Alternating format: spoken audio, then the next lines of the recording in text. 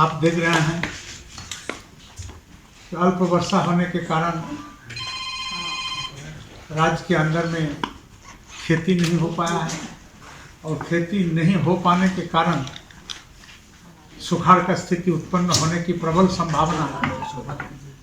संभावना उत्पन्न हो गया है। और ऐसे कई जन समस्या था जो सदन के अंदर चर्चा होने के लिए आहूत किया गया था। तो जो सदन में एक दल का मान्य सदस्यों का जो व्यवहार था, ये आप लोग भी देखे होंगे और उस व्यवहार से आहत होकर के हमें भी माननीय 4 सदस्यों को निलंबित करना पड़ा। और निलंबन वापस भी मैंने जिस अवधि के लिए निलंबित किया था उस अवधि से पूर्व ही उनका निलंबन वापस भी किया।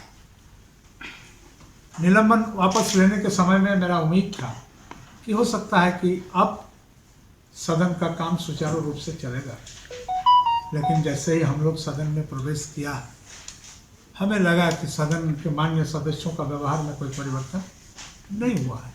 तो छोटा सदन होता है और छोटा सदन को उपयोगी बनाया जा सकता था और इसकी चर्चाएं होती है, प्रारंभ में होती है जब सदन प्रारंभ हो रहा होगा और जब हम लोग कहते हैं कि समय कम है तो हमेशा ये आश्वासन शीर्ष की ओर से आता है, विधानसभा अध्यक्ष की ओर से आता है। इसको पक्ष विपक्ष दोनों इसमें शामिल रहते हैं। हमारी ओर से ये कोशिश हमेशा रही है कि जो भी समय निश्चित होता है उसका उपयोग हम लोग राज्य हित में, पब्लिक हित में ज़्यादा से ज़्यादा करें। ऐसा होता हुआ नहीं दिख रहा है। कभी कभी स्थितियाँ इस रूप से बन रही है और उसको सुलझाने का कोई प्रयास नहीं कर रहा है।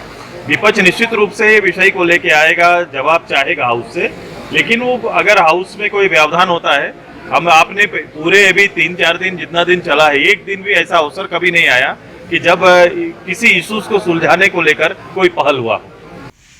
प्रश्न वहाँ पर इस तरह बनता है कि आसन में माननीय सदस्य अगर सदन का गरिमा को नहीं समझे तो आसन क्या कर सकता है।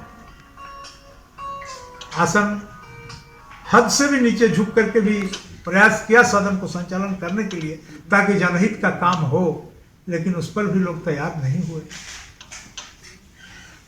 आपने देखा होगा मैंने इस विषय पर उस दिन भी एक माननीय सदस्य, वरिष्ठ सदस्य से पूछा क्या सदन ऐसा ही चलेगा, तो उनके तरफ से जवाब आया कि निकाल दीजिए सबको। अब इन तमाम बातों से आप सोच सकते हैं कि सदन के प्रति लोगों का किस तरह का आस्था है। इसीलिए इन तमाम विषयों को देखते हुए सदन को हास्यास्पद सभा में उनका